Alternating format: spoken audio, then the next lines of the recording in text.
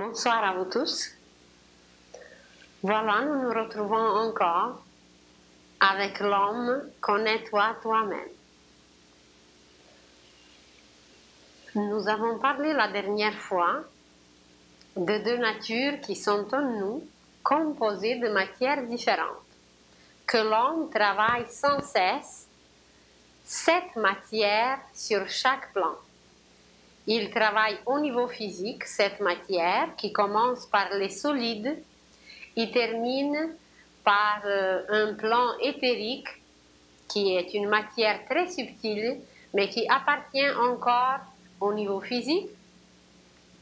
Nous avons parlé que sur le plan sentimental, nos sentiments aussi peuvent varier et leur luminosité, symboliquement exprimée par l'astre, leur luminosité se présente comme le corps astral, comme quelque chose qui nous compose mais qui n'est pas peut-être encore terminé. Et ensuite, nous avons dit que sur le plan mental aussi, nous travaillons cette matière différente. Sur le plan bouddhique, cette matière différente. Et sur le plan atmique, cette matière différente. Ainsi, l'homme sans cesse, sans être conscient évidemment, travaille beaucoup de matière, touche beaucoup, mais comme notre conscience est encore à l'état enfantin, nous ne sommes pas conscients. Et présentement, la conscience humaine va s'éveiller, et c'est à cause de cela que nous allons nous approcher de notre intérieur, nous allons apprendre de quoi nous sommes composés, comment nous sommes faits, etc. Si on prend un enfant et un homme adulte qui connaît un peu la structure humaine, même au niveau physique, imaginez que c'est un médecin ou un scientifique ou quelqu'un qui connaît l'anatomie, il va connaître le système nerveux, le système circulatoire, respiratoire, chaque organe, le fonctionnement, la faculté, les possibilités de tout ce qui existe dans le corps humain, de chaque tissu, même de chaque cellule. Tandis qu'un enfant qui est aussi dans ce monde, mais qui n'a rien encore appris, il n'est pas du tout conscient de qu'est-ce que représente le corps humain. Alors, il s'agit de même pour un initié qui est un adulte au niveau cosmique. Un initié connaît la structure humaine au complet, tandis qu'un être humain dont la conscience est enfantine, il lui échappe tout, il n'est conscient de rien et il ne connaît rien. Alors, le fait que nous ne connaissons pas quelque chose ne signifie pas que ça n'existe pas. Comme même pour les choses très évidentes comme l'air. Si un enfant nous demande de lui montrer comment il est l'air, eh bien nous serons incapables et pourtant il ne s'agit que de se boucher le nez et la bouche et voilà, nous allons nous rendre compte que l'air existe. Même si nous ne voyons pas pour l'instant la pensée, même si nous ne sommes pas au courant comment les sentiments marchent, même si nous n'avons aucune idée comment d'autres particules beaucoup plus subtiles et lumineuses nous composent, même si nous n'avons aucune idée de tout cela, ça ne veut pas dire que ça n'existe pas. C'est que nous ne le connaissons pas seulement. Et à travers l'idée abstraite dont on a parlé la dernière fois, à travers tout ce qui existe comme sémence dans l'univers, comme une idée germe, à travers ce plan de l'idée abstraite, tout est présenté dans l'univers par des symboles. Et quelqu'un qui veut vraiment apprendre un langage universel, il sera obligé d'aller dans cette école divine qui se trouve sur le même plan que nous. Seulement, il faut posséder une autre vitesse pour y accéder. C'est comme si on avait un radio. Et cette radio peut capter les postes différents. Alors, quelqu'un a une radio qui peut capter tous les postes, tandis que d'autres, c'est 2 ou 3 postes. Alors, nous, dans notre corps humain, Il y a certains qui peuvent capter seulement le plan physique, il y a d'autres qui voient sur le plan astral, il y a d'autres qui voient davantage sur le plan mental, il y a d'autres qui voient sur le plan causal et même plus haut. Alors, c'est que nos postes de radio sont ajustés, sont connectés aux stations différentes d'où on peut capter toute la connaissance et toute la sagesse divine. Quelquefois, les gens posent des questions, mais où est-ce que vous avez appris tout ça? Ou d'où est-ce que vous puisez tout ça? Alors, l'exemple avec la radio peut nous expliquer un peu comment on peut apprendre, comment on peut toucher la vraie connaissance, qui est là, qui est perceptible, mais c'est à nous de s'ajuster, de se mettre au diapason là où il vibre. Il existe dans l'univers cette rapidité, cette vitesse à laquelle on peut se brancher et où tout, absolument tout est enregistré. Un jour, quand nous parlerons des mains et des gestes, vous verrez qu'il n'existe rien dans l'univers qui n'est pas enregistré, que le moindre geste, le moindre sentiment et la moindre pensée, tout est enregistré. Et cet endroit, en réalité, il ne s'agit pas d'endroit, mais il s'agit des vibrations de degrés différents qui captent tout et qui enregistrent tout. Alors, mais on va l'appeler endroit si on veut. Alors, cet endroit où tout est enregistré s'appelle la mémoire de la nature ou autrement les annales akashiques ou les archives akashiques. Et c'est de cette station, si vous voulez, de radio, c'est de là qu'on est capable, si on est branché, tout capter, tout voir, et c'est de cette façon que l'humanité apprendra à voir son passé, voir son avenir et voir tout ce qu'il lui faudra. La moindre réponse que nous cherchons, elle s'y trouve et elle nous attend. Et nous la recevons dès que nous sommes prêts. Si on n'est pas prêt, eh bien on ne reçoit rien parce que notre poste de radio n'est pas prêt pour capter. Tandis que dès que nous sommes au point, alors tout nous vient.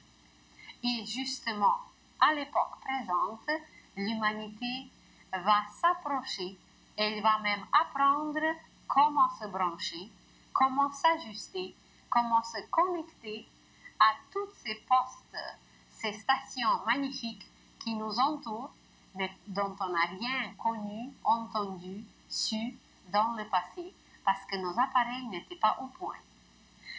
Alors, sur le plan physique, nous avons un corps, nous avons même deux corps, on peut le dire deux corps, un double éthérique.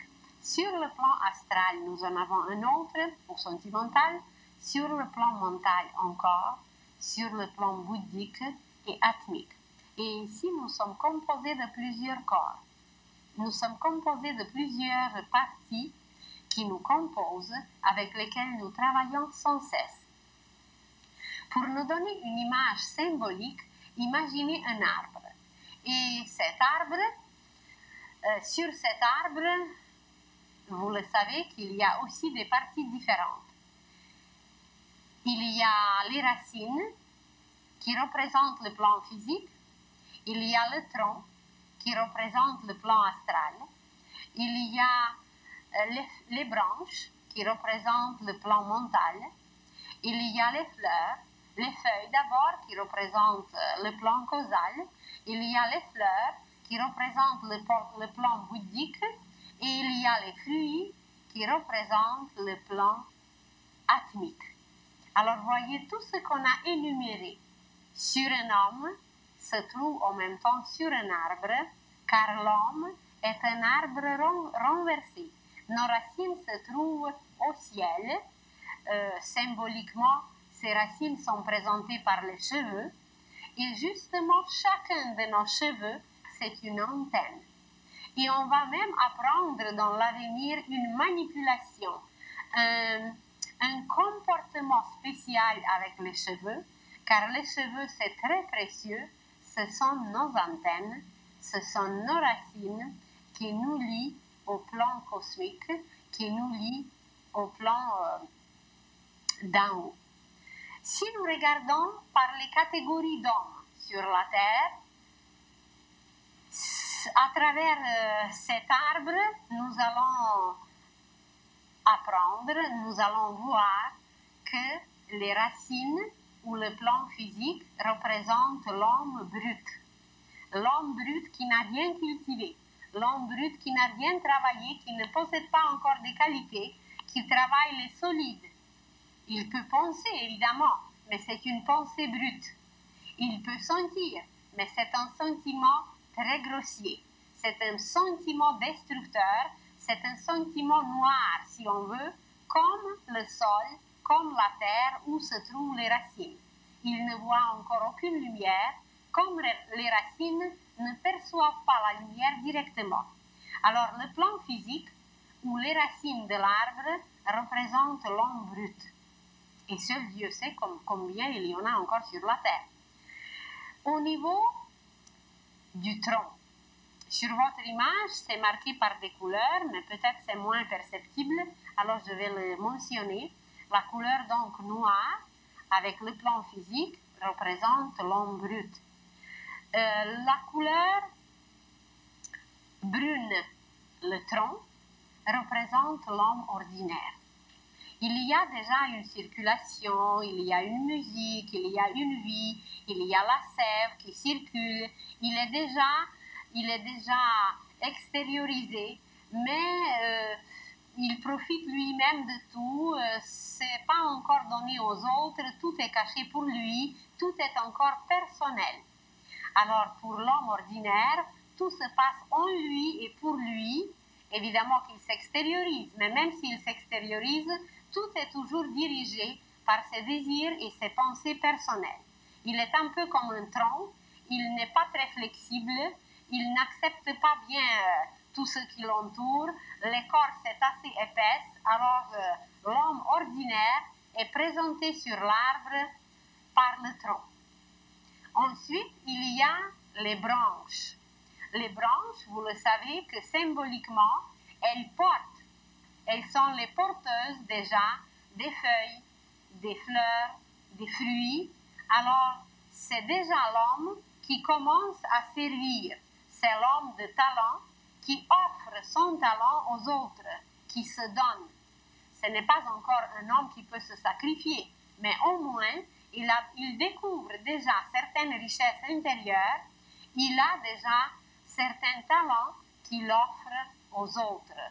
Et c'est marqué par le bleu. Alors les branches, ça représente l'homme de talent. Mais au-dessus de l'homme de talent, il y a génie. Et c'est présenté par les feuilles. Symboliquement, les feuilles, ça représente la vie. Les feuilles représentent la vie. Alors imaginez un génie qui apporte une pensée, qui apporte une vie dans la vie terrestre, dans la vie planétaire. C'est les génies qui représentent les feuilles. Ça veut dire qu'ils sont ceux qui apportent la vie.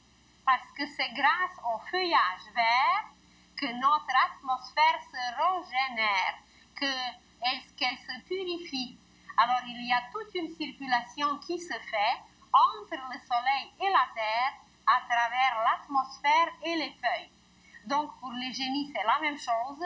Il y a toute une circulation qui se fait entre le ciel et la terre, et l'intermédiaire, c'est le génie qui apporte à la terre, à la planète, des idées qui la nourrissent, qui l'oxygènent, qui la vitalisent pour des siècles et des siècles. Vous prenez Kepler, tous ses calculs, tout ce qu'il a découvert à travers les astres, à travers les planètes, ça sert jusqu'aujourd'hui et ça va encore servir pendant des siècles.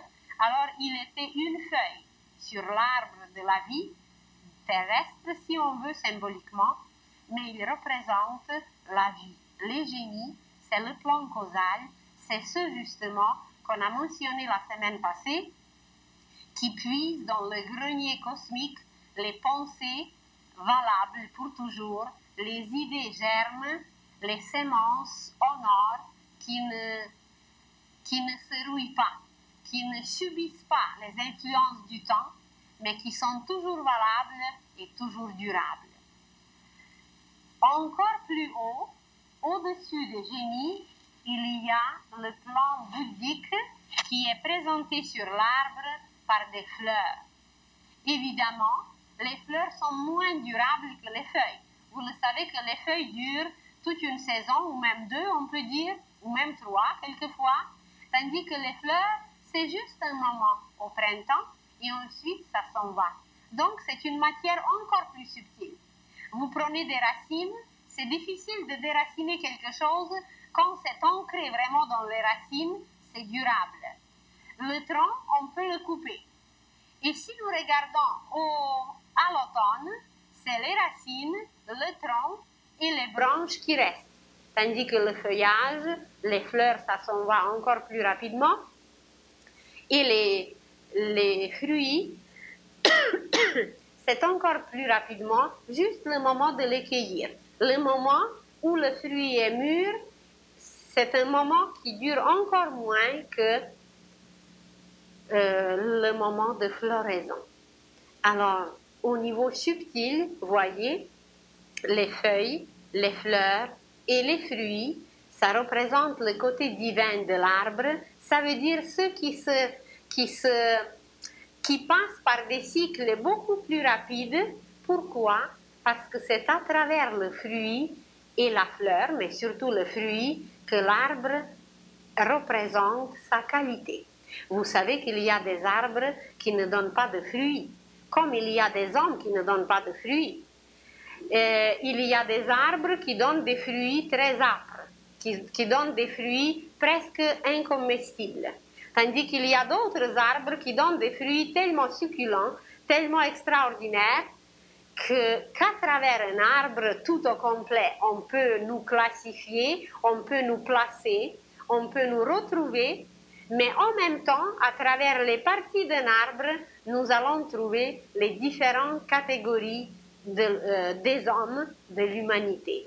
Alors, vous prenez par exemple un prunier, ça s'appelle un prunier. Des prunes ne sont pas tellement sucrées, il y a un peu d'acidité, c'est un peu âpre, où il y a certains pommiers qui sont très très même amers. Alors, c'est que la qualité de ces arbres n'est pas vraiment très très élevée. Mais si vous prenez par exemple un dattier, comment se fait-il on n'a pas fini encore, s'il vous plaît, avec ça. Si vous prenez un dattier, alors il pousse dans les conditions inimaginables, extrêmement dures, mais le fruit est tellement succulent, tellement sucré, et on peut se demander où est-ce qu'il a puisé tout ce sucre et toute cette matière qui est tellement mielleuse, tellement délicieuse, et il a poussé dans des conditions très difficiles, tandis qu'un arbre qui va être arrosé, qui va être entouré des fleurs, qui va être tout bien placé, il ne donne pas des fruits valables.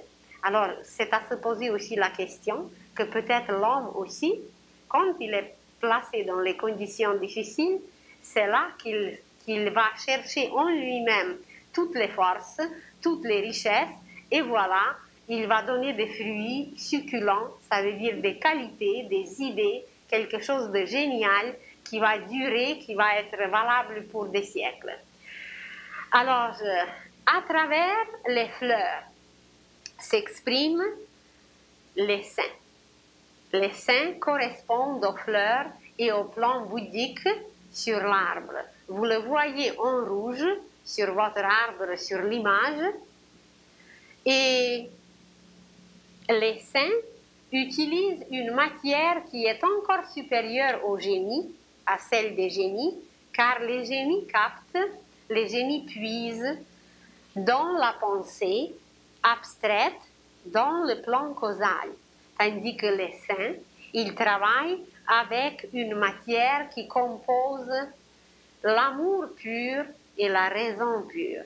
Et la raison pure, elle est au-dessus de ce grenier, il est au-dessus de la sémence cosmique, car cette raison pure, elle nourrit la pensée. Même si cette pensée est abstraite, même si c'est une pensée sémence, ce plan de la raison et de l'amour pur, il nourrit tout. Il est la source. Alors, les saints sont présentés par les fleurs, et vous savez très bien comment les fleurs répandent leur parfum. Qu'en réalité, il ne s'agit pas seulement de la fleur qui reste sur place, mais ce qu'elle dégage, ce qui se répand, ça c'est beaucoup plus perceptible peut-être que la fleur même. Vous pouvez fermer les yeux et de ne pas voir la fleur, mais vous la sentez. Et ce parfum se répand partout, et avec le vent, le parfum se répand vraiment partout.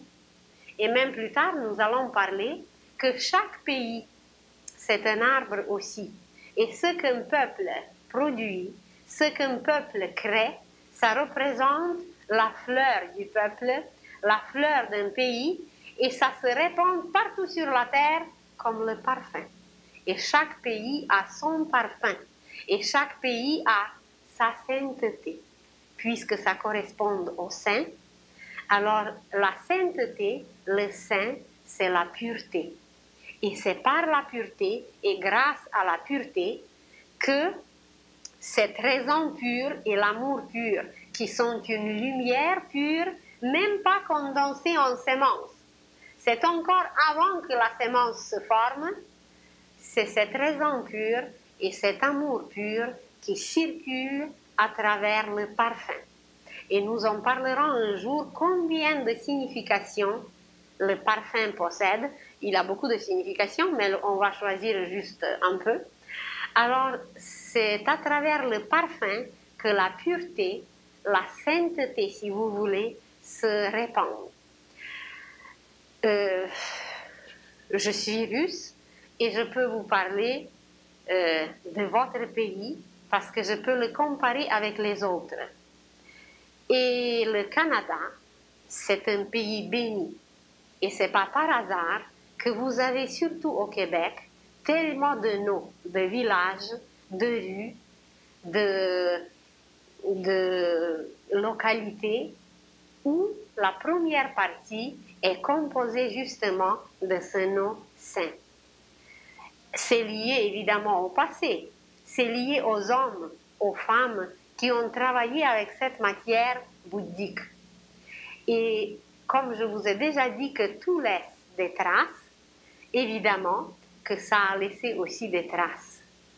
Et cette pureté, cet amour que ces hommes ont travaillé dans le passé, peut-être ils ont sémé quelque chose qui va éclore bientôt. Et je ne me rappelle plus si je vous ai mentionné que sur ce pays, présentement, se croisent des influences les plus bénéfiques du cercle zodiacal. Alors, à travers ce travail que les saints ont fait dans le passé, parce que si on les a canonisés, si on les a considérés qu'ils sont saints, c'est qu'ils ont accompli une œuvre. Ils ont accompli une œuvre qui est valable, qui est durable, qui est là, même si physiquement elle n'est pas visible peut-être présentement, mais elle est visible comme parfum. Elle est sensible. Elle est sensible parce qu'ils étaient la fleur de ce pays. Et ils ont préparé peut-être un avenir extraordinaire pour ce pays. Nous en parlerons plus tard aussi. Je vous ai déjà dit, je crois, que c'est le seul pays au monde qui est le pays grand, qui est le pays jeune et qui est le pays puissant, qui est aimé partout et qui est un pays pacifique. Ce sont des grâces dont la portée est vraiment planétaire, mais si on reste ici, si on ne se voit pas de l'extérieur, on n'est pas conscient de cela. Et je vous assure, quand j'entends quelqu'un qui se plaint dans ce pays, je suis choquée. Je me dis comment il peut se plaindre ou être mécontent dans un pays béni, dans un pays qui est extraordinaire et qui dans l'avenir va devenir le pays le plus spirituel au monde. Je ne vais pas entrer dans les détails où il faut les envoyer, mais je ne serais pas étonnée s'ils s'incarnent en Russie, car là, ils apprendront d'être contents et d'aimer. Et surtout de respecter cette sainteté, cet amour qui est déjà planté, qui est déjà sémé dans ce pays et qu'il faut l'entretenir et qu'il faut l'arroser et qu'il faut le faire fleurir pour donner le parfum au monde entier. Alors, la sainteté est présentée par les fleurs, mais ce n'est pas encore tout. Au-dessus des saints, même s'ils travaillent avec une matière de l'amour pur, il y a encore celui qui entretient, celui qui envoie la source, qui forme la sémence, qui sème et qui garde l'univers entier, qui représente le fruit de l'univers et l'arbre au complet. C'est l'auteur de l'univers, c'est le créateur de l'univers si vous voulez, c'est l'esprit de tout qui nourrit tout. Alors le plan de l'esprit, le plan du créateur, le plan de la lumière éternelle est représenté par le plan atmique qui est justement le plan de l'esprit et c'est les initiés et les maîtres, c'est marqué sur vos images en couleur or, mais je ne sais pas à quel point il est perceptible. Alors le côté le plus supérieur qui est en nous, le côté le plus supérieur qui nous compose, la matière la plus subtile, c'est l'esprit même qui s'incarne, qui travaille, qui œuvre à travers la matière. Et dans les catégories des humains, ce côté divin est présenté par les initiés et par les maîtres. Qu'est-ce que ça veut dire un initié? Un initié, c'est celui qui touche le cœur de tout, qui connaît la vérité, qui est conscient de ces vérités et qui les vit. On en parlera bientôt de toutes ces catégories, on parlera des initiés, des maîtres, des disciples, et nous allons les énumérer encore une fois, et nous allons voir quelle est la différence entre eux. Alors l'arbre représente l'homme, l'être humain, et vous le voyez que le fruit, c'est le résumé de tout, c'est la qualité acquise, et parmi les humains, c'est justement les initiés et les maîtres, mais vous pouvez juste imaginer Jésus, qui était un fruit des humains. Imaginez tout ce qu'il nous a laissé, imaginez tout ce qu'il nous a transmis. Évidemment qu'il était plus qu'un saint, il était en même temps un saint. Mais un saint ne possède pas nécessairement une connaissance initiatique. Il travaille beaucoup avec l'amour, il travaille par une intuition, par un raisonnement intuitif, mais ce raisonnement n'est pas toujours conscient. Tandis qu'un initié, il travaille avec l'amour, mais en même temps, la sagesse, il la possède. Il l'acquiert à travers les expériences aussi, mais il a l'accès à la connaissance initiatique, à une science ésotérique à travers laquelle il peut travailler sur les humains, sur la planète et aussi participer à un travail universel. Et nous avons déjà dit que symboliquement, mais aussi littéralement, nos 7 corps, on ne travaille pas encore sur les plans supérieurs. Notre matière atmique n'est pas développée. Nous travaillons à peine avec la matière bouddhique. Seulement, quand nous exprimons l'amour le plus élevé, le plus sublime, comme un saint. Alors imaginez que cette petite partie de sainteté qui existe en nous, c'est elle qui exprime le plan bouddhique. c'est là que nous travaillons une matière très subtile, très durable, une matière éternelle. Mais comme nous le faisons très très rarement, comme nous ne sommes pas encore rendus à la sainteté, alors nous travaillons présentement les matières beaucoup plus solides. Même notre génie, il dort en nous, notre génie. Nous parlerons un jour qu'est-ce que c'est que le génie et que dans chaque être humain, il y a une puissance qui s'appelle génie. Mais ce génie dort et voilà, nos pensées géniales ne sont pas encore utilisées, ne sont utilisées nulle part et par personne. Nous travaillons présentement sur 3 plans inférieurs, c'est le plan physique, le plan astral ou sentimental et mental. Nous allons très très très rarement dans le plan causal, dans le grenier cosmique pour puiser des pensées divines. Vous allez dire pourquoi? Eh bien moi je dirais qu'à cause de la paresse. Parce que apparemment les initiés nous disent que le plus grand péché des humains c'est la paresse. C'est qu'on s'habitue, on s'habitue, on s'habitue, et puis on ne fait rien. Il y avait une fois un ange. Et cet ange a désiré beaucoup vivre un peu comme sur la terre. Il disait toujours à ses amis, « Oh, j'aimerais tellement passer par des expériences sur la terre. » Alors, ils lui disent, « Bon, si tu insistes, choisis un corps et vas-y, incarne-toi sur la terre. » Alors il a choisi pendant un certain temps, et puis il annonce, bon, j'ai choisi le corps d'un cochon. Alors là, je vais vraiment connaître comment c'est sur la terre. Et puis il s'incarne dans un cochon. Et il commence à explorer les environnements, bien, tout ce qui était autour, les mares, les bars, tout ce qui l'entourait.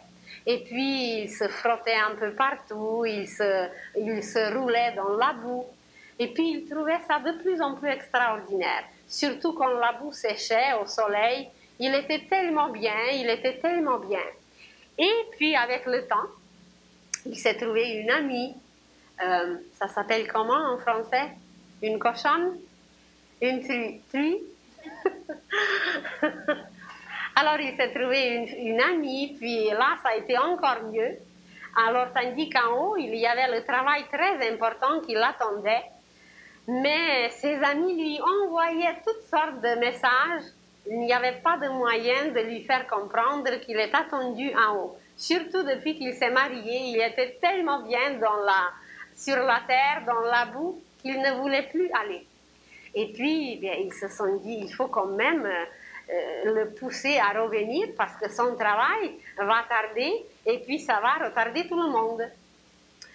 Et avec sa femme, ils ont eu une douzaine de petits, cochonnets? Pourceaux. Alors, et puis voilà, la famille fleurissait et c'était merveilleux.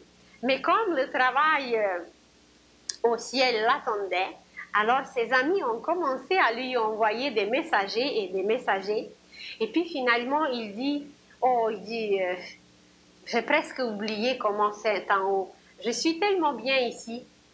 Et puis il envoie un autre messager et un autre messager.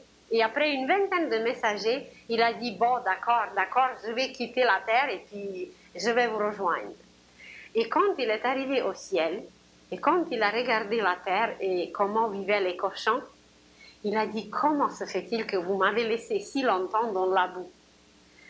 Il disait, on t'envoyait toutes sortes de messagers, on n'arrivait pas à te rendre conscient que c'est dans la boue, que c'est au ralenti et qu'il y a le travail très important qui t'attend là.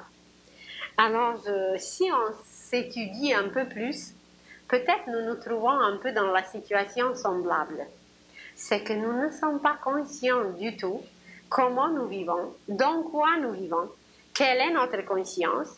Mais si on se voyait un peu différemment, nous serons étonnés que nous, les êtres d'une famille royale, divine, que nous nous trouvons présentement dans une situation pareille, dans toute cette pollution, dans tout ce désordre d'aujourd'hui, Et pourquoi on est arrivé là? Vous allez demander pourquoi on est arrivé jusque-là. Peut-être chez les cochons, il y a quelque chose qui ressemble à notre paresse. Il aime bien rester au soleil, de ne rien faire, puis même si la boue sèche sur eux, ça ne les dérange pas. Alors avec le temps, d'ailleurs on en parlera, que les qualités et les défauts des animaux ont une correspondance exacte en nous. Et qu'il y a en nous aussi des petits animaux, il y a des lions, il y a des cochons, il y a des lapins, et chaque fois que nous avons peur, nous sommes un lapin. Et chaque fois que nous avons le courage, nous sommes un lion. Et chaque fois que nous avons l'audace, nous sommes un tigre. Et chaque fois que nous représentons la force, quand nous agissons avec force, nous sommes un ours.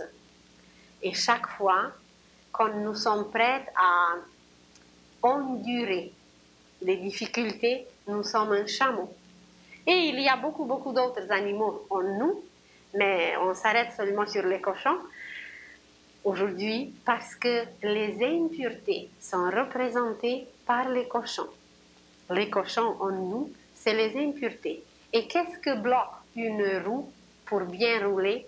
C'est les impuretés. C'est quand la boue se sèche autour, quand la roue est dans la boue, eh bien, elle va au ralenti.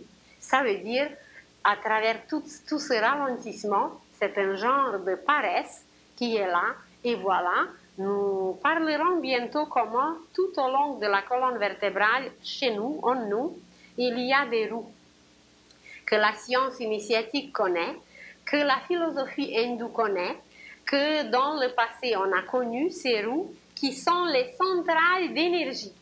Et nos roues marchent très au ralenti, avec une lenteur inimaginable. Et quel est l'empêchement pour la vitesse? C'est les impuretés. Exactement comme pour une roue qui ne peut pas marcher dans la boue, comme pour le cochon qui est tout entouré de toutes ces impuretés. Alors, le travail le plus urgent pour nous, pour devenir l'homme, pour devenir l'homme fleur, pour devenir l'homme fruit, ça veut dire génie, saint ne doit pas nécessairement avec un titre reconnu officiellement quelque part, mais pur. Atteindre cette pureté, donner un parfum à la planète, au système solaire, à la galaxie, à l'univers entier, et même devenir un fruit sur cet arbre de vie, eh bien, c'est qu'il faudrait se mettre au travail. Pas au travail dur, mais au travail qui est joie, au travail qui exprime l'âme et qui va nous amener vers le monde et vers les réalisations absolument inconnues. Alors, de quoi nous devons sortir aujourd'hui? C'est de la paresse. Et vous êtes sûrement aperçu qu'il y a aujourd'hui des poussées, des courants, des vagues qui nous amènent, même par force quelquefois, à se poser des questions. Et puis, on nous frappe de l'autre côté, et puis la question revient. Et puis, on reçoit quelque chose d'en arrière, on se repose la question jusqu'à ce qu'on trouve la réponse. Il y a une vague de spiritualité, il y a une vague de végétarisme, il y a une vague de pensée positive, il y a une vague de méditation, il y a une vague, il y a beaucoup de vagues, et à travers toutes ces vagues nouvelles qui apportent quelque chose de nouveau, l'homme commence à chercher et sortir de sa paresse. Imaginez un arbre paresseux, une sémence paresseuse qui va se dire, eh bien maintenant j'arrête de pousser et c'est fini. Ou imaginez un cœur paresseux, qu'est-ce que ça pourrait donner si le cœur va dire, bien écoutez, j'arrête maintenant pour 2 jours. Il va dire, je me mets en grève. Eh bien, ça n'existe pas dans la nature. Ni les grèves, ni le chômage, nulle part dans la nature, ça n'existe pas. car la nature élimine tout ce qui ne bat pas à son rythme, qui ne va pas avec son rythme. Alors l'humanité, comme elle a tellement resté dans la paresse, elle a tellement ralenti son rythme naturel que présentement, non seulement la boue s'est séchée sur elle, mais elle est en train de pourrir, elle est en train de moisir, et nous serons les témoins qu'il y a quand même une petite partie de l'humanité qui va donner le parfum, qui va apporter les fruits. Mais la plupart des humains ont resté si longtemps dans la paresse que l'humanité sera perdue. Elle va périr, elle va s'exterminer elle-même. Si vous parlez avec un spécialiste des armes atomiques, il va vous dire que la couche terrestre, la croûte terrestre, a la difficulté de tenir sur ses épaules le poids, la charge de tout ce que l'homme, avec sa dignité, avec sa pensée créatrice et avec tout ce qu'il a pu créer pour vivre, il a produit pour détruire et pour mourir. Et que la terre même, comme matière, a la difficulté de soutenir et de tenir ce poids que l'homme, par ses propres moyens, par ses mains, a produit. Ça, c'est un aspect matériel, physique, que c'est lourd pour la terre, que ça empêche certains courants, que ça empêche certaines puissances de la terre sortir et nous nourrir, nous vitaliser, parce que ces armements, comme la pensée qui était mise dedans, elle est destructrice, vous le savez que chaque objet a son champ vibratoire. Et ce champ vibratoire, comme d'ailleurs ici sur l'image, on en a parlé que l'homme, dans son résumé, tous ses sentiments, toutes ses pensées, ses actes sains ou malsains sont présentés par les couleurs. Et ces émanations qui possèdent un côté magnétique et un côté électrique, au niveau astral c'est magnétique et au niveau mental c'est électrique. Ça irradie, ça fait des rayons, ça émane, ça projette, tandis qu'au niveau astral, ce sont les ondes rondes, ce sont les cercles. Alors exactement comme l'homme a son résumé autour de lui et nous nous promenons avec ce résumé. Et imaginez un homme qui haït, qu'est-ce qu'il projette et comment il détruit, même s'il ne fait aucun geste, même s'il n'a jamais produit une arme, seulement par ses radiations électriques, destructives, il projette des flèches, il projette des armes et partout où il passe, même l'herbe ne poussera pas. Alors, comme pour un homme qui a son aura, qui a son champ vibratoire, qui exprime son côté positif, vital, bon, bénéfique, chaque objet, même un objet métallique, même un objet qui nous paraît qu'il n'a pas de vie, une pierre, un métal, un objet, il a son champ vibratoire. Et à travers ce champ vibratoire s'exprime une vie. Alors, imaginez maintenant les armements que les humains ont produits. Le champ vibratoire de ces armes est tellement destructif que l'harmonie du système solaire est en jeu. Parce que ce champ vibratoire a des oscillations, ça s'appelle comme ça, produit des oscillations, et ces oscillations débalancent certains courants vitaux, certaines énergies qui doivent nourrir les arbres, les oiseaux, la nature, etc.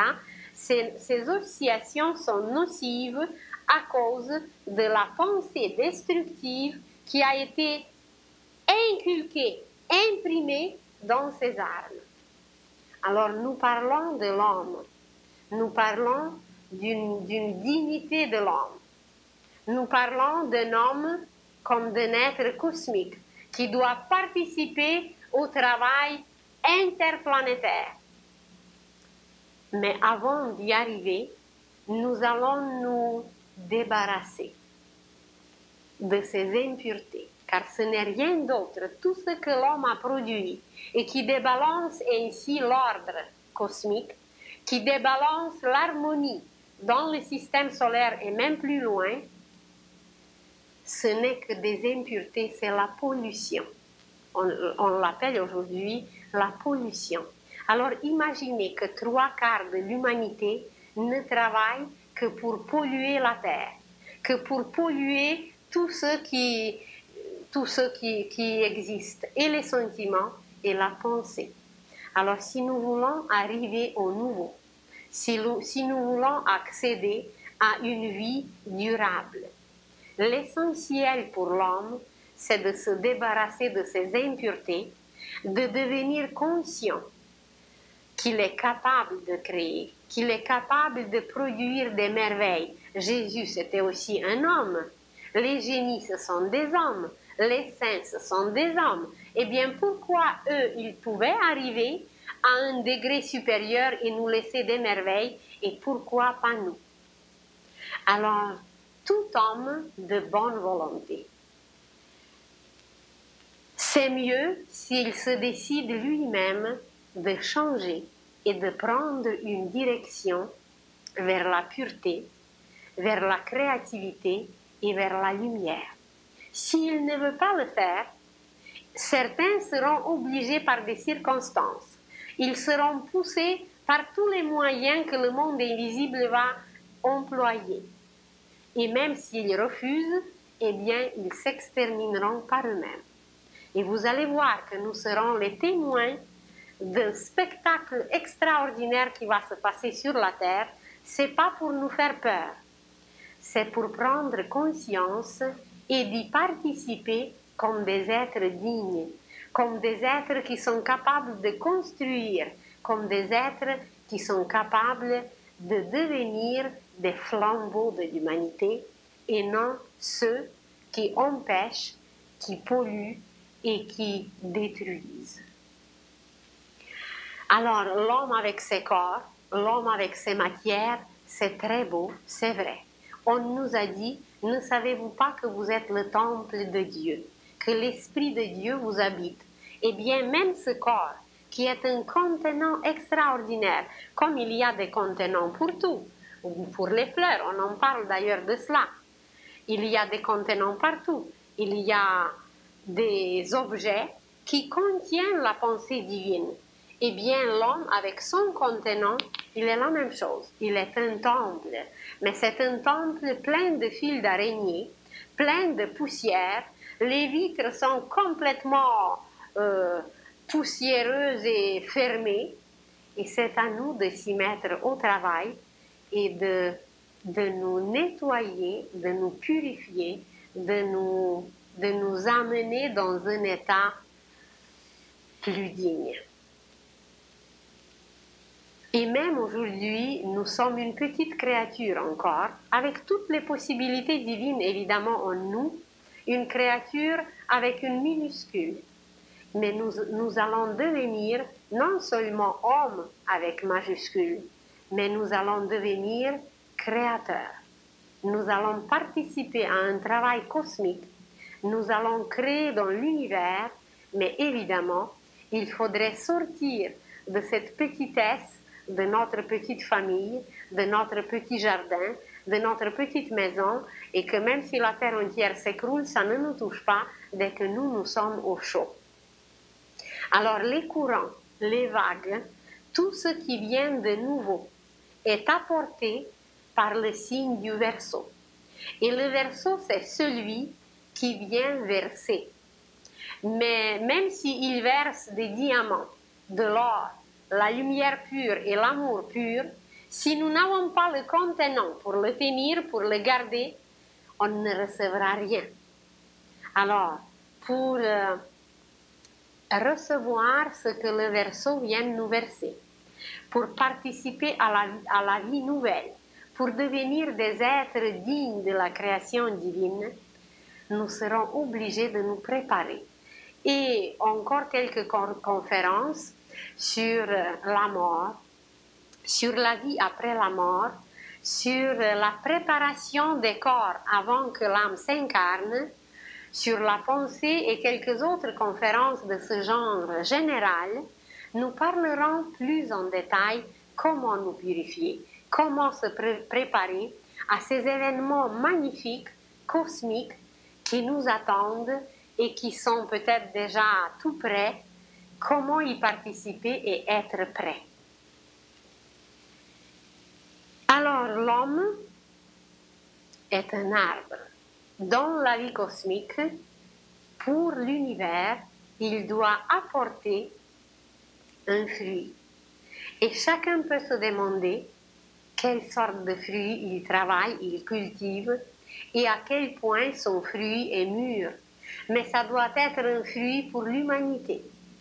Lisez la vie des saints, lisez la vie des génies, et il y a des exemples extraordinaires à suivre si on a la difficulté de trouver cette force créatrice en nous-mêmes. Alors, on pourrait s'inspirer de ce qui est déjà fait si nous ne trouvons pas une inspiration en nous-mêmes, mais ce qui nous attend est merveilleux. Seulement, il reste cette condition de nous préparer, de nous nettoyer, de nous purifier pour pouvoir accueillir et recevoir ce que le verseau vient de verser. Jésus nous a dit « Ayez le cœur pur ». Eh bien, justement, il parlait de la même chose. Il disait « Préparez votre contenant pour l'amour », car le cœur, symboliquement, c'est une coupe. Alors, il disait « Préparez votre coupe ou le sang nouveau, le vin nouveau ». D'ailleurs, on a dit aussi « Il ne faut pas verser le vin nouveau dans les vieilles outres ». C'est la même chose. On ne peut pas, il ne faut pas et on ne peut pas verser les courants nouveaux de la vie nouvelle et éternelle dans les vieilles outres qui ne sont pas préparées, qui sont pourries, qui ne pourront rien contenir. Alors un travail merveilleux nous attend dans la joie, si nous le voulons bien, pour devenir un homme digne de son nom et pour devenir un créateur qui va participer dans la vie, à la vie, pour la vie universelle, cosmique. Et ici, nous avons vu l'homme avec ceux qui le composent, avec tout son aura autour, qui représente son résumé. Alors, comme cette aura est notre résumé, l'homme est le résumé de l'univers. L'homme doit devenir le fruit sur l'arbre universel et nous verrons bientôt un autre arbre qui représente justement la structure cosmique, la structure kabbalistique, et sur cet arbre, vous allez voir quelle place nous occupons et qu'est-ce que nous devons apporter pour l'univers entier. Alors, par quoi commencer? Par ouvrir notre pensée à la vie plus large, à la vie nouvelle, au nouveau qui s'en vient, car malgré on veut ou on ne veut pas, nous serons obligés d'y participer, de le faire, ou on va rester en arrière sans y participer. Alors, je vous remercie beaucoup pour votre patience, pour votre participation déjà de cette façon. Nous allons continuer la semaine prochaine. On va voir comment l'homme se libère de son corps physique, comment il meurt et comment il revit.